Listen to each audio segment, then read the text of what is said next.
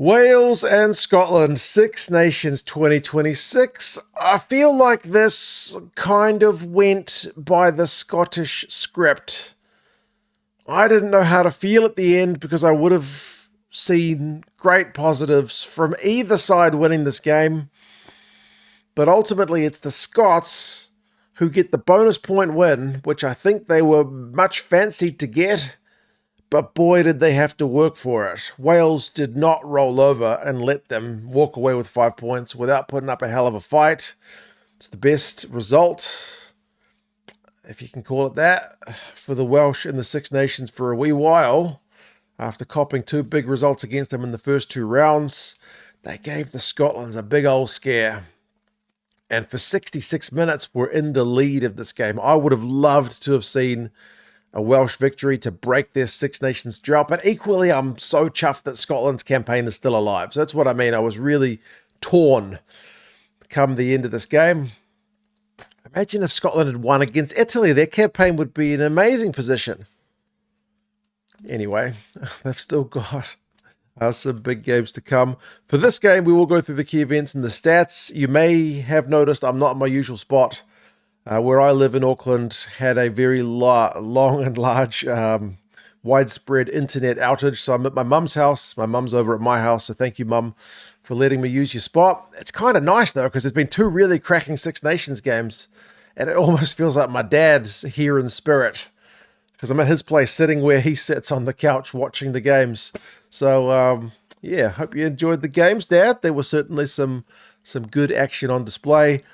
The Scots, I feel like, would have known they were in for a game really early because they had to hold some initial Welsh pressure, and it was great to hear the Principality in full voice. I don't think we've heard that for a wee while, but you could tell the Welsh had come to play early, although they did cop a pretty early yellow card where there was a high tackle, upright tackle on Gregor Brown. So Scotland, with the man advantage, went for the corner. They went for the maul. Kyle Steyn went close. But man, Josh Adams, who I had seen a lot of criticism of in the build-up to this game, that he should be dropped and whatnot, he pinched a floaty pass from the Scots to definitely snuff out an early Scottish try during the yellow card. And then, to make matters better for Wales, they went down the other end and scored. I love watching Rhys Carrett from close range. Guy is such a unit. The commentary team I had described him as like a fridge with wheels or something like that, a fridge freezer, because he is just such a big lump of a man. When they had a penalty down Scottish end, they also didn't go for poles. They went for the 5 meter tap, and then like second phase later, Rhys Carrett went over. So it's another try for him, very similar to the one he scored, was it a week ago? 7 points to nil. And during the yellow card, Wales are in front, cracking stuff from them. The crowd is absolutely loving it. That being said, the Scots replied, and they needed to. Like, you could see Gregor in the coaching box, and I was thinking, yeah, I've seen this storyline before. The Scots are big favourites, and things are not going according to plan, but 13 minutes, they'd been threatening it for a while, and finally things clicked for the Scots. It was a line-out maul. They spread it wide, hands from like Tuipulotu, out the back past the Russell, Kinghorn, and then Steyn goes over. It's a misconversion, but it's 7 points to 5. So Scots will at least be happy to have got some points during the tail end of that Welsh yellow card, because otherwise they really didn't capitalise on it. They still lost the yellow card period by 2, but at least they managed to get some points on the board. But yeah, it was nice to see Wales. Like, it didn't happen as well in the second half, I feel, but first half in particular, just some big old like advantage line carries. Really good go-forward ball. The likes of Dewey Lake, Alex Mann, James Botham, Rhys Carey was like popping and offload and whatnot. Very, very good for them to see, getting over the gain line. And it ended up with another try for Wales. Only their second try, and that's their final try. But it was well worked.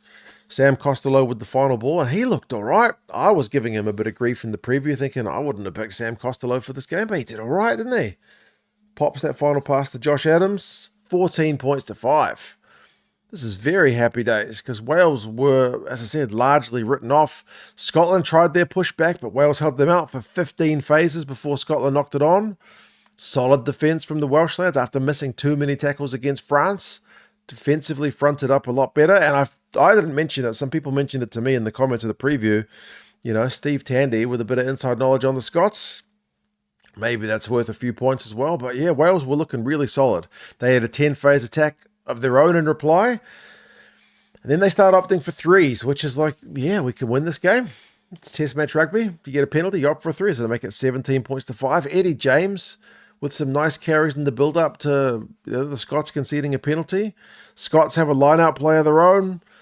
Russell with a line break. Williamson gets turned over. So nothing is really going that well for the Scots. I mean, Williamson got subbed not too long later. Gregor Townsend pulled the trigger on some of the subs. I think he brought on Bayliss, who played pretty well. So good coaching from Gregor, rather than just letting things kind of deteriorate. He pulled the trigger because he wanted to see something different from the team.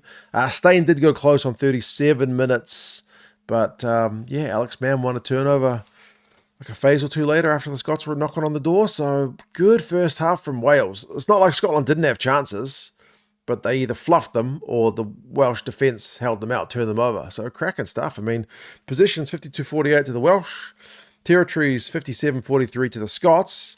But the Scots line-out is not operating great, 78%. It's a bit reminiscent of the Italy game, where their line-out couldn't get going. Turnovers won is 4-2 to Wales. But maybe a little bit ominous is the fact that the line breaks is 5-1. So Scotland have still got some absolute weapons in their back line if they can hold the ball, if they can finish. Like they've coughed up 8 turnovers to 3. Turnovers conceded count's getting a bit high for the Scots. Second half, Darge wins a turnover for the Scots. Nicky Smith comes off the bench, replaces Rhys Carey. He wins a turnover for the Welsh, so it's a good defensive exchange between the sides. Scotland got pinged for not releasing on 47. Wales opted for another 3, so 20 points to 5. 15-point lead for Wales. You're probably starting to think at this point, we can do this. This is definitely on the cards. But, for a Scots point of view, you're thinking, not again. Surely not again. Because from the restart, they had a nice little high ball play for Blair Kinghorn. Finn Russell kicked it high. Kinghorn took it. They shoveled it wide to Duhan. Duhan steaming down the wing. Pops it to Hugh Jones. All he needs to do is catch it, and it's try time. And it's fluffed. So at that point, honestly, it feels like maybe this is, like from a Scots perspective, again, you've seen this story before. Maybe the pressure's too much. The deficit's too much. But credit to them, they do come back. They go 27 phases on 54 minutes. It's a little bit painful. It's up the guts carries. I'm screaming at them to spread it wide because they've got the Welsh defence rather condensed. They eventually do shovel it to Russell. Rhys Sammet steps out of the line, and Russell holds the ball, takes it straight, and goes over for a Scottish try. Really much needed. 20 points to 12. That is... that's kind of getting back to game on. Costello goes off injured, which was, as I said, unfortunate because I thought he had been doing well, but Jared Evans comes on, immediately kicks a penalty. So 23 points to 12. The Scots will be frustrated to concede straight after scoring. But, like, one bad thing happens and they manage to turn it into gold. Maybe the Scottish side's a little bit different in this regard because again, it's a magic restart. They catch the Welsh absolutely napping, and if you're Steve Tandy, you're going to hate this try. This is the worst one from a Scots point of view, but from a Welsh point of view, but you love it if you're Scots. Finn Russell just stinks it long for the corner, and Darcy Graham's come off the bench, just flies. He flies chasing that thing. Both of them doesn't know what's going on. The ball bounces. Graham gets it before anybody really knows what's going on. That is a hell of a try. Suddenly we're at 23-19. This game is getting kind of bananas. I felt like Wales needed to stop the momentum. They did. They did get a bit of ball after holding out the Scots defensively. But there's a key moment, I think, because Thomas Williams gets pinged for a croc roll right after Wales had won themselves a penalty. which they would have been able to slot to take it out to a 7-point lead, but penalty gets reversed for the Thomas Williams croc roll. Of all the guys to be doing a croc roll, I think it was on Rory Darge as well. You wouldn't have thought it's Thomas Williams, but he gets pinged. So it gives the Scots a little bit of a get out of jail free there. Things started to get testy. Like, was it Sione Tupulotu puts in a big hit. They're giving each other earfuls. The ref tells everyone to chill out. The Scots set for another maul from a penalty, but they fluffed that one. It bobbles out. I'm thinking the Scots have definitely blown it. The next line-out chance, the Scots have a trick line-out play, which scores, but the ref hadn't blown time on, so they can't go ahead and use that trick line-out play, so they just bloody maul it, and they do get the try. It's Turner from the maul, straight, like direct play, 26-23. That is the final scoring of the game. The game wasn't quite done. The Scots knocked on the restart to, I don't know, potentially fluff the game again, but the Welsh guys conceded a penalty at the scrum, which gave the Scots a free exit, and then on 79 minutes, Finn had a free shot at goal after an advantage had been given. I think it was offside.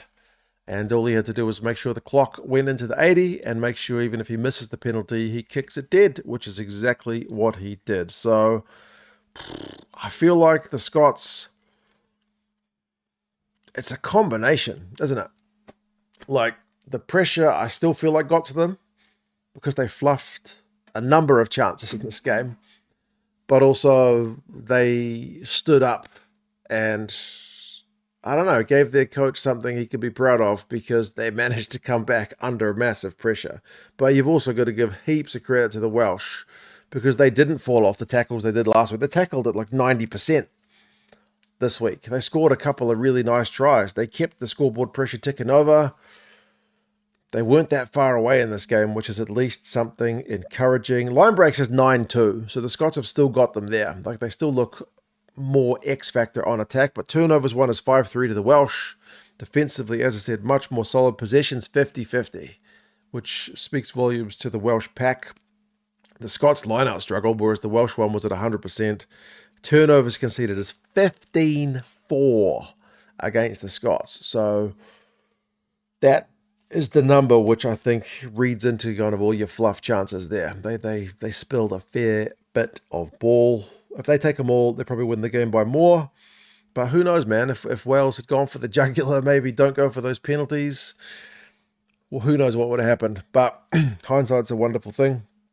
It was a cracking game. I enjoyed watching it from my mum's house. Wainwright, 21 carries, very busy. Stain, 8 defenders beaten. Scored a try, fluffed some chances as well, but he's still such a dangerous player. Jenkins, 22 tackles, defensively solid. Darge, a couple of turnovers won. Alex Mann, a couple of turnovers won. Great game of Six Nations rugby. It's been a thoroughly enjoyable Sunday morning for me. Hope you guys enjoyed it as well. If you've watched all this way, feel free to subscribe to the channel. I would greatly appreciate it. Thanks, Mum, for letting me use your place. You guys take care of yourselves, and I will talk to you guys again soon. See you later.